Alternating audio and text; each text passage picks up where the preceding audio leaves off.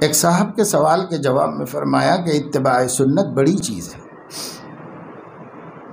مجدد صاحب رحمۃ اللہ علیہ نے، یہی شیخ احمد سرہندی مجدد الفسانی، مجدد صاحب رحمۃ اللہ علیہ نے ایک کام کی بات بیان فرمائی کہ کسی شخص میں اگر دو چیزیں ہیں، اتباع سنت اور حب شیخ، وہ بزعم خود کتنی ہی ظلمات میں مبتلا ہو، وہ ظلمات نہیں ہیں۔ دو چیزیں کسی میں ہوں، اتباع سنت ہو اور حب شیخ ہو، اور شیخ اس کا متبع سنت ہو، تو اس جو کسی بدعتی کو اور گمراہ کو شیخ تو بنا نہیں سکتے۔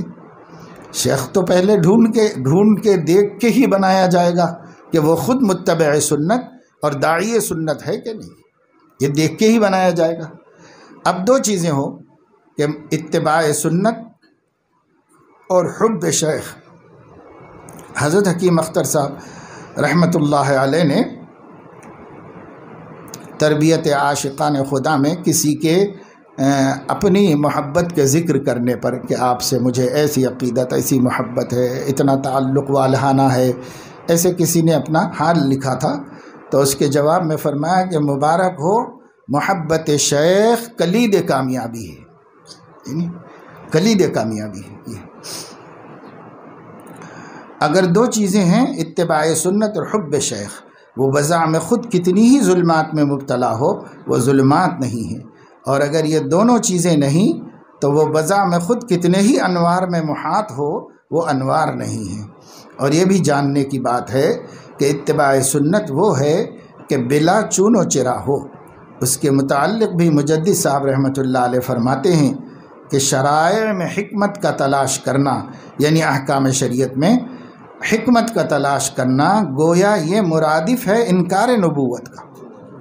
حضرت مجدد صاحب رحمۃ اللہ علیہ فرماتے ہیں شرائع میں حکمت کا تلاش کرنا گویا یہ مرادف ہے انکار نبوت کا۔ اگر نبی کو نبی سمجھتا ہے تو پھر بات ماننے اور اتباع کے لیے مصالح کے جاننے کا انتظار کیوں ہے؟ مصلحت کیوں ہمیں معلوم ہونا چاہیے؟ ضروری نہیں ہے ہمارا عاشق، ہمارا محبوب ہم سے کہہ رہا ہے، ہمیں بس اتباع کرنا ہے۔ نبی ماننے کا یہی مطلب ہے۔ مگر جب انتظار ہے تو یہ شخص اپنی عقل کا متبع ہوا، نبی کا متبع نہ ہوا، اور آج کل اس کو فلسفی قرار دے رکھا ہے۔ حضرت حکیم الامت رحمۃ اللہ علیہ نے بھی ایک کتاب لکھی ہے اشرف الجواب کے نام سے، یعنی وہ بعد میں حضرت نے اس کا نام رکھا تھا المصالح العقلیہ فی الاحکام النقلیہ، یہ حضرت نے لکھا تھا، پھر اس کو بعد میں اشرف الجواب کے نام سے چھاپا گیا۔ اس میں دینی احکام کی عقلی مصلحتیں بھی بیان فرمائیں، لیکن اس کا یہ مطلب نہیں ہے کہ ان عقلی مصلحتوں کی وجہ سے انہیں مانا جائے۔ اصل میں ایک ایسے دور میں اس کام کی ضرورت پڑ گئی جب کہ انگریز علماء کا شیوع تھا، ہندوستان میں ہر طرف بڑے بڑے عیسائی علماء تھے، اور وہ لوگ اپنی طرف سے جو ہے بہت سے اشکالات پھیلاتے رہتے تھے، اور مسلمانوں کو عیسائی تو نہیں بنا پاتے تھے، لیکن مسلمانوں کو اسلام پہ بھی رہنے نہیں دیتے تھے۔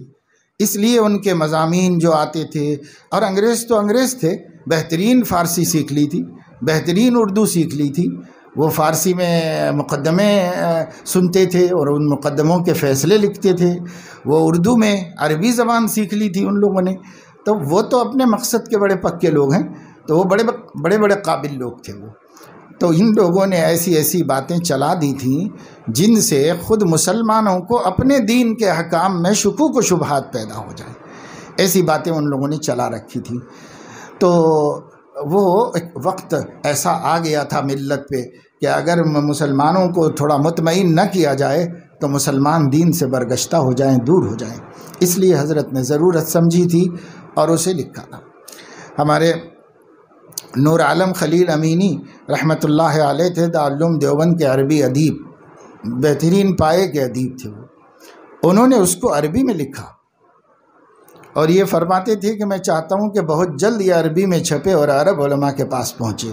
اس کے لیے انہوں نے اس کو عربی میں ترجمہ کیا، اور وہ یہ کہتے تھے ایسی نادر کتاب ہے کہ شاید و باید کسی نے لکھی ہو احکام شریعت کی مصلحتوں پر، لیکن مصلحتوں کے جاننے پر اتباع کا موقوف ہونا یہ نرا فلسفہ ہے، اور یہ نبی سے بے التفاتی اور نبی کی ناقدری ہے۔ ایسا ہے، وہ اس غرض سے نہیں لکھی گئی۔ یعنی میں اس لیے بتایا کہ کوئی یہ کہے کہ بھائی ہمارے علماء نے بھی تو لکھی، خود حضرت نے لکھی۔ تو ایک موقع آیا تھا ایسا جب اسلام کا دفاع اسی طرح ہو سکتا تھا، اس لیے اس کا دفاع کیا گیا، وہ بے ایمانوں کے مقابلے میں، نہ کہ ایمان والوں کے واسطے۔ ایمان والوں کے لیے اس کی کوئی ضرورت نہیں ہے۔